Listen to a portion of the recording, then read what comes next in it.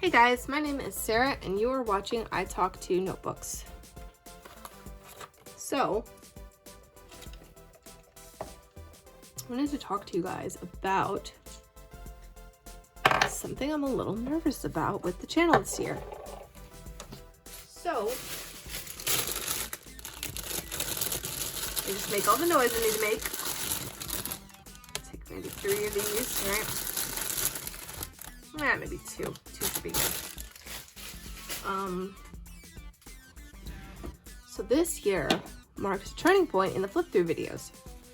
So I've got 2 main eras of journaling in my life, in my past. I had the younger era, which was mainly elementary and middle school. And I had the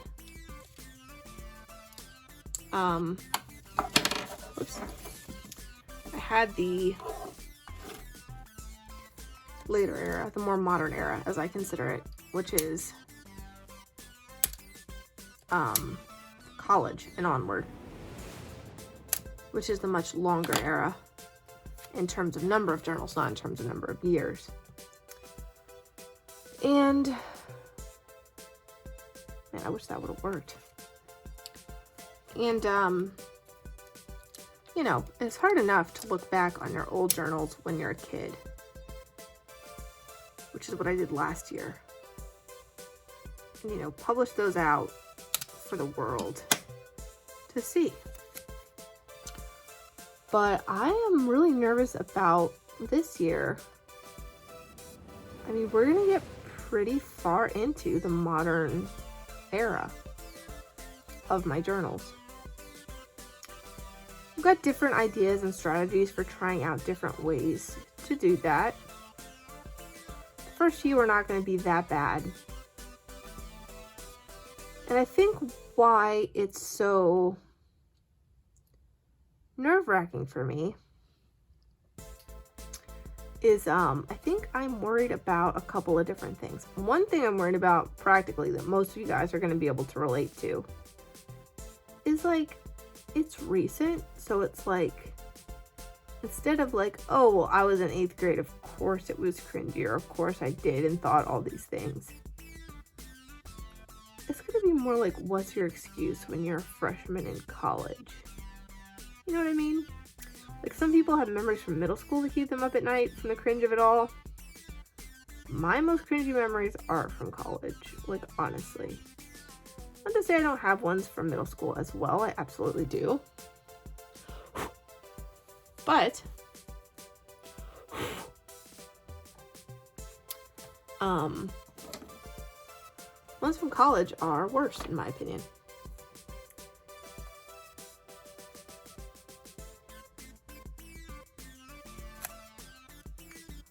I never get these centered right. I'm supposed to say anywhere but here and be in a spaceship, and I really like that. So it's like more recent, which makes it nerve-wracking. But then there's also the issue of, you know, it's a formative time. I have a lot of memories from that era that, like, I don't really want to get into them. I don't really want to look through those journals anymore. Like, you know, but I do want to share them because they're cool.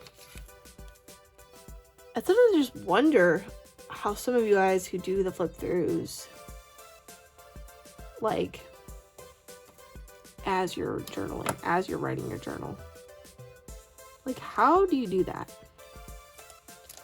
Some people, like, literally just do the journal they just completed. A lot of people do that. Or they'll flip through, like, a journal they're working on, like, so far, here's my progress so far. You guys are either, like, seriously not journaling about anything that personal, or censoring like crazy, or something's going on. Because, like, I'm sorry, you do not, it is inhuman to be that cool with, like, whatever's going on in your life now. And I'm not talking about, like, the Hobonichi style diarists. I like those channels, I watch them, but, like, when you're writing about your memories, about like what you did yesterday and where you ate lunch and who you were with. This could be a problem. There's like a piece of dried paper towel stuck to this wax stick. So if the camera cuts out, it's because I lit my house on fire. Keeping a very close eye on that. It should burn away. I have had the actual, I have had the actual wax catch on fire like that before. But I think it was because of something similar. I used to put these on paper towels when I was done. So, anyways. The point I'm making is I don't know how some of you like handle that when you're not like a Hobonichi style, like here's what I did, here's who I was with type person. Which, by the way, there's a whole separate set of questions I have for those people, like privacy concerns.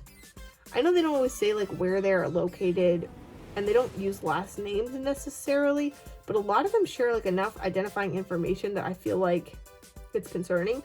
I also know that the people in my life, if I had a channel like that, which I don't, and I don't intend to, would flip out on me. I would have to censor so much, not just like names, but also like, not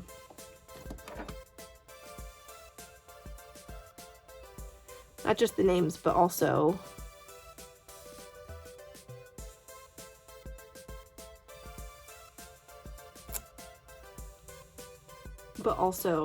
pictures, of course, and then like things that we did. Like, I think that if I was doing that regularly, the people in my life would be like, everyone can know that that's me if they know who we are, so you have to censor all that. I would be literally exhausted from all the censoring I would have to do on behalf of other people. So they share their kids and stuff, and like, I don't know, I just feel like I would be in big trouble for that. This one came out great, and I kind of like the black paper towel splotch on that hand. Can you see? I like that. But when you like share your recent thoughts, like recent personal diaries, how do you do that? How do you have the bravery? Are you guys not writing like super personal stuff in your diaries? Because here's how I view my diary, and I may get into this later in another video I have planned that's more formal, but it's also, I think, worth mentioning here just because it's kind of a different angle on the same topic. You'll see. But like, I don't really get, like, my attitude has come to be, let me put it that way. And this washi tape's so cute. It's planets. My attitude has come to be like, listen, I've got thoughts in my head, okay? A lot of them are terrible. I don't know who among us would be okay with if we could all suddenly read each other's minds. Like, none of us. Like, I've got thoughts crawling around in my head that are not good. Like, I know as I'm thinking them, I'm like, I shouldn't think that. That is a morally incorrect thought.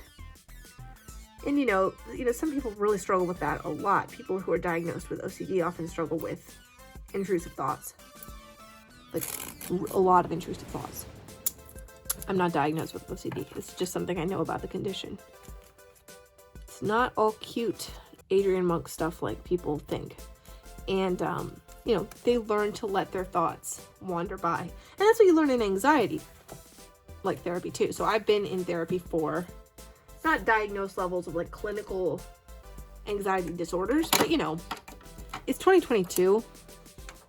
People are anxious, right? Like, we all need to be in therapy for anxiety. You show me one person who could not benefit from some therapy for their anxiety specifically. I have not met anyone that chill. Even some of the most chill people I know can be very anxious, you know? They just don't let it show as much. And truth is, when you, where did that tape go? Oh, here it is. When you think about anxiety or intrusive thoughts, and I'm not a psychologist. Let's go with anxiety because I do have some experience with that. The way they teach you to handle it, I think, is similar to the way they teach you to handle intrusive thoughts. You learn to, and I've heard this in guided meditations too. Basically, the idea, there's lots of different techniques, but one technique is you just let the thoughts go through your head. Like, you don't, have a thought and then think, oh my goodness, that thought is terrible. That thought is scary. I need to get rid of that thought. In fact, the first time I was in therapy for anxiety was group therapy. And the first thing the therapist said to us was, like right in the first sentence, she said, she's going to teach us how to lean into our anxiety, which was not, I'd done a little research, so I wasn't completely blindsided by it, but man, that looks bad. Okay, we're not doing that. That's okay, but it won't be. We talked about how we are going to be, leaning into our anxiety. What does she mean by that? Some of you know, a lot of you guys are very mentally responsible for your mental health. You see therapists, you take care of your mental health. And that is really, by the way, from somebody who, I'm not diagnosed with anything, but I do see a therapist and can plan to for a very long time. And probably forever. And, I'd rather not go a lot of the time, but I do view it as I do view therapy as something that if you can afford it, which not everybody can, and especially not everybody in the US can, so I'm not going to sit here and say, just keep that in mind. I'm aware not everyone can, but if you can afford it, if it's something that's, your insurance covers and you can do it and you have the time, I view it as almost a responsibility that people have in 2022, because we understand that, we can improve the way that we think and relate to other people. Because when you're, again, not diagnosed, I'm not talking about people who are diagnosed, so I'm talking about run-of-the-mill people like me, who tend to be anxious people. Not anxiety disorder, just anxious people. I know I do this, and I've seen this with other people too. You will make everyone around you miserable with your anxiety. It really affects other people around you. So I see it as and if you're if you're bad at communicating, or you're bad with boundaries, or you have control issues, which I do have, and I'm working on in therapy now, you owe it to not just to yourself. You do owe it to yourself, obviously. I think people really do shortchange themselves with, refusing to go to therapy, because your life can be so much better once you bite that bullet and do it. Therapy has helped me so much. Again, not diagnosed with anything. I'll stop saying that, but I just want you to know this is not clinical advice. This is just my personal experience with cognitive behavioral, not even that, talk therapy, psychotherapy, that's what it's called. That is, that is very much my experience. Now, I do think the people in my boat, I don't want to tell you what to do if you have a diagnosed mental illness, or if you can't afford it. If you need to join the military because that's your financial path forward, and going to therapy could hurt your chances of getting in. There are unfortunately still barriers in society set up to people that really need certain things, and they can't get them once they get a diagnosis. So I'm not talking about you. But for those of us who can and will not be negatively impacted and blah, blah, blah, I do think we have a responsibility, not only to ourselves, although yes, to ourselves, but also to those around us. Because when somebody starts seriously reflecting on themselves, oh my gosh, talking to them. And I know, I'm not just saying, because as I was saying that sentence, I was am I better than everyone? Is that what this sounds like? I go to therapy, so I'm better than everyone else? No. Because it's not just therapy. There's other stuff you can do. You can read books about psychology, or, get curious with yourself, or journal a lot. People who journal and don't go to therapy, I've met. And when I tell you, these people are so much easier and safer to talk to than people who have problems, clearly, personality issues, or just have trouble, controlling their thinking. It's just a different world, honestly, of being able to talk to them. Because I found that since I started going to therapy, I know somebody else who has I don't think she goes to therapy, but she has a similar mindset to me, and other people, not just one person. I'm thinking of one person, but there are different people that I know. And having a conversation with somebody who's comfortable with that and doesn't feel like they're above it or afraid of it is just a different world, because they are some people, if you talk to them about oh, I heard this, or I learned this, or I found that I think like this, they get annoyed, or they don't respond well to it. But some people just have this open mind of like, I want things to be better for me. I want things to be better for you. What can we do to make things better? How can we improve? Like, they have an improvement mindset. That's what it really is, I think. And it's just so much better. So I think, I often wish, and again, it isn't going to sound like I think I'm better than everybody because I can afford therapy, and that's not, if that's what you get from this, just that's what you get from this. I really don't mean that. But it is so much easier to talk to somebody who is in therapy and trying than somebody who is just doing whatever, you know, they've always done without thinking about it. Just kind of going through life. I think most people do kind of go through life just doing what they're used to or what their parents did.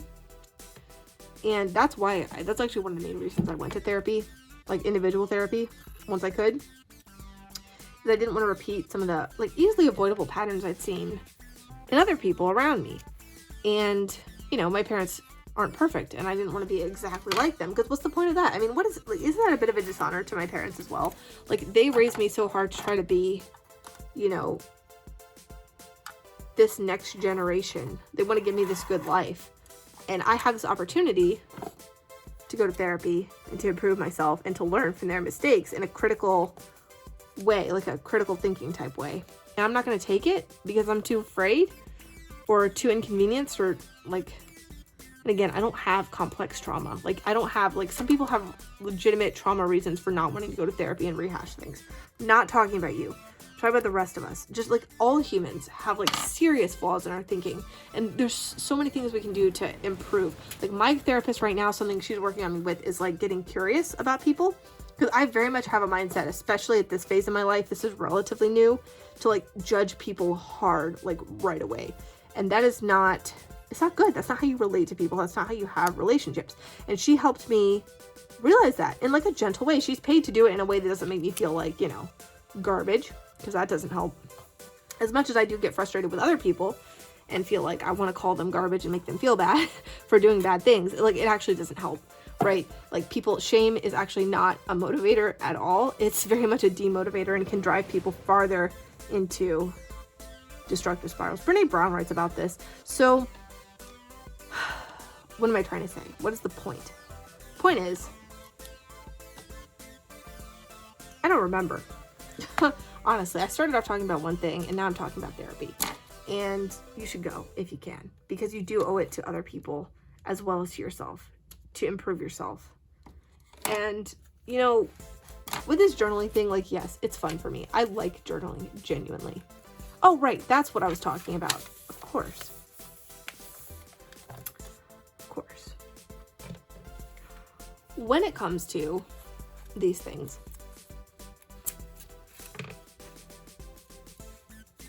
that's how I view journaling. Like, it's like a form of therapy. Therapists encourage you to journal. I think I mentioned this either in this already once. I've been talking about this. They do. This is like a clinical thing that is good. They have journaling workshops. Like, that's one of the first things they start you off with. It's like, journal about this. When my therapist here, like, I recently started with a new one. A couple new ones, actually, because it's a long story. I'm not in like 5. It doesn't sound as bad. It sounds worse than it is. But like, when these therapists hear that I like journal in my free time, willingly, their faces light up, because like, they know that I'm like, I've got the mindset, you know? Like, I'm not afraid to put my thoughts on paper and look at them. And I think that that is where, that's what I was asking you guys. This was a question, remember? And the question was, is that how you view journaling? Is it like facing your thoughts on paper? Because that's why I'm saying I'm nervous about these more recent journals, right? Because the way I see it, journaling is about like facing my thoughts head on. Like, I'm not like I used to be, and again, I'm gonna have a video on this. I used to be much more like, I'm just gonna avoid writing about certain topics, and I still can be that way. I'm a human being, obviously. But the kind of takeaway can be, you know,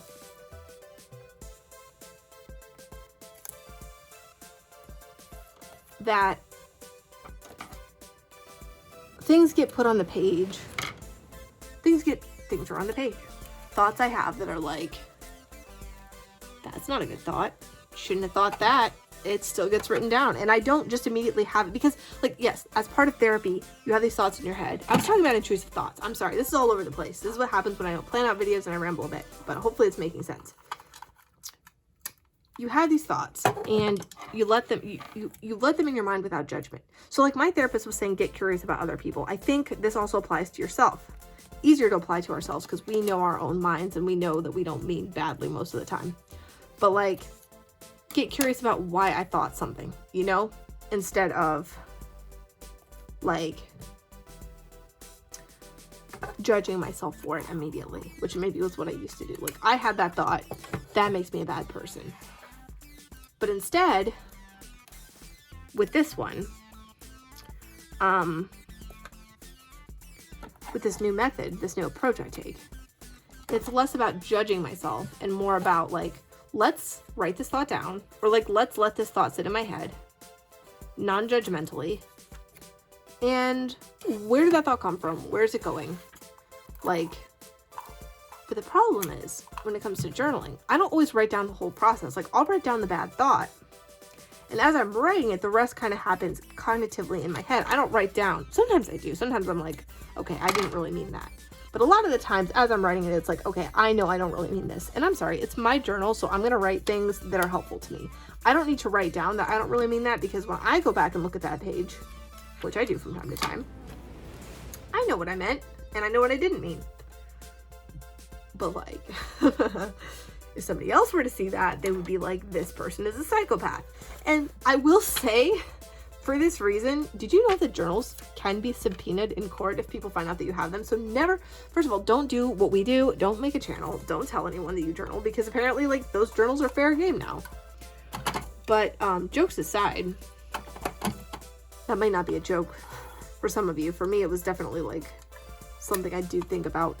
But for that reason, I avoid, like, sometimes I get really angry, guys, like really angry. And like, I would use a strong metaphor, but like, I don't want to be in a situation where my journals, you know, some horrible coincidence happens, my journals get subpoenaed, and then somebody's like, she said that she felt like burning that place to the ground, so it burned to the ground, so it must have been her that did it. You know what I'm saying? Like, that would just be, that would suck.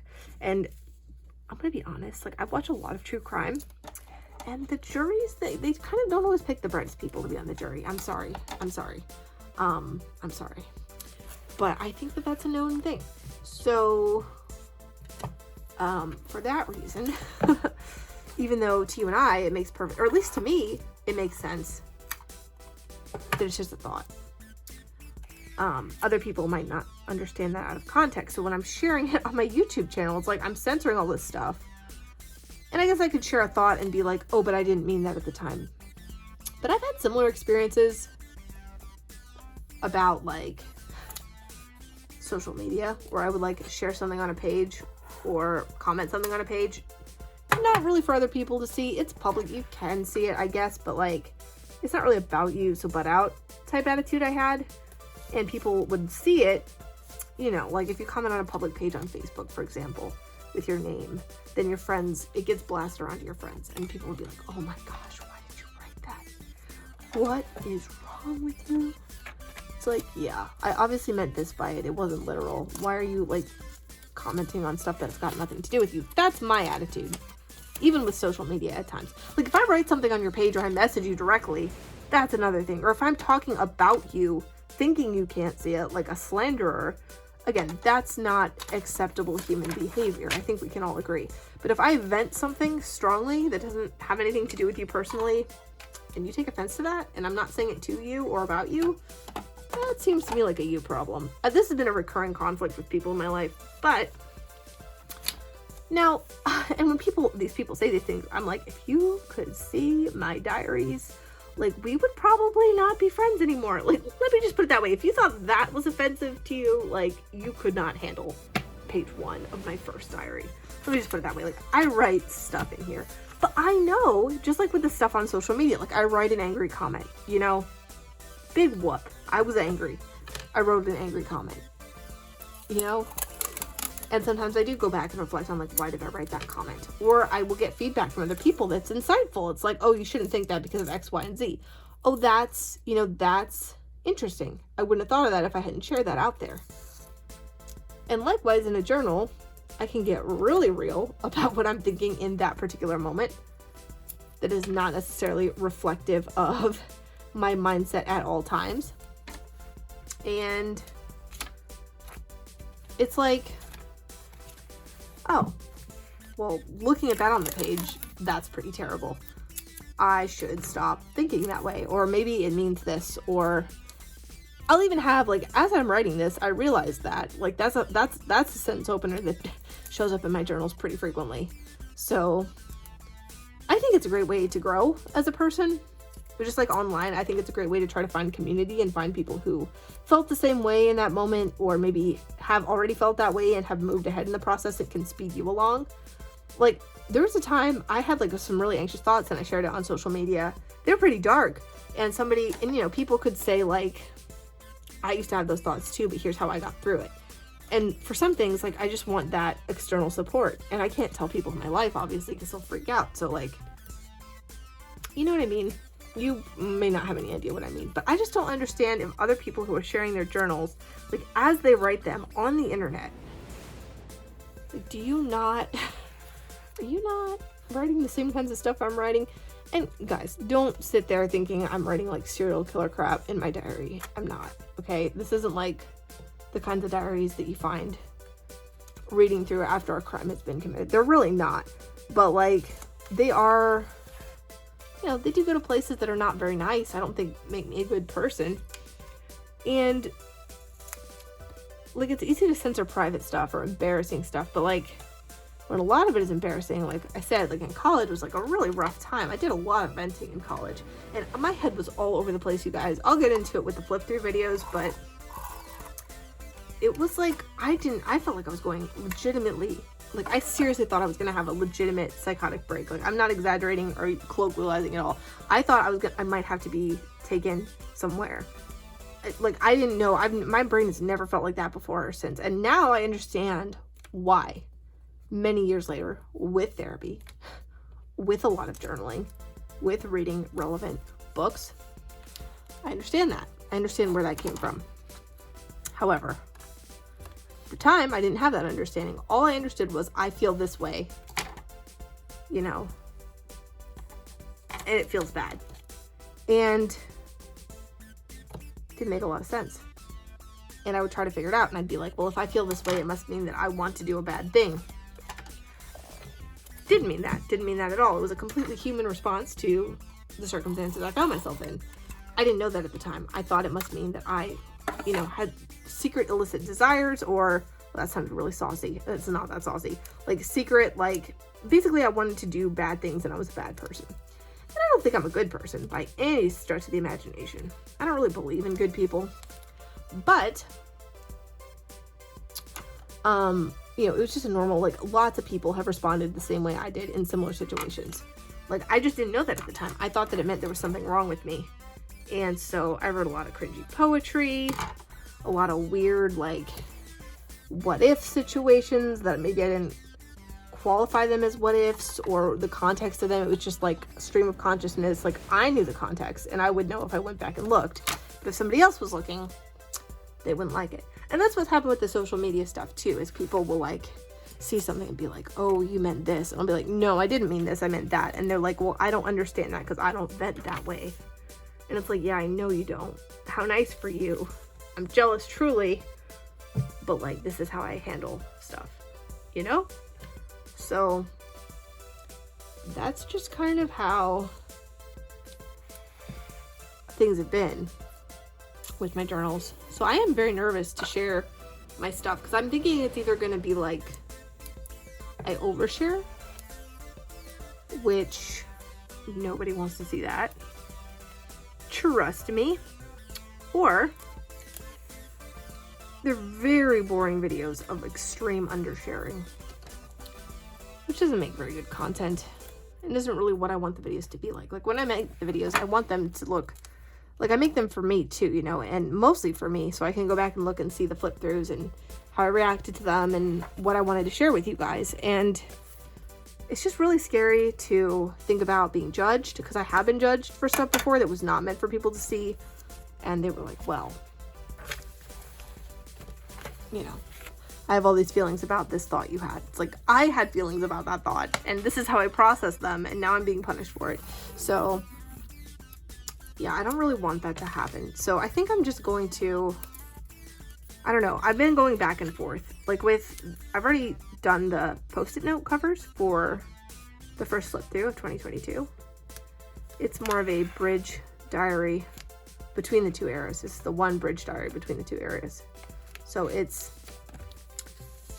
between the original era and the college era. It's a journal I used very sparingly throughout high school. And you guys, it is a cringe fest. But currently my attitude is I'm gonna lean into it. I'm gonna own up to it.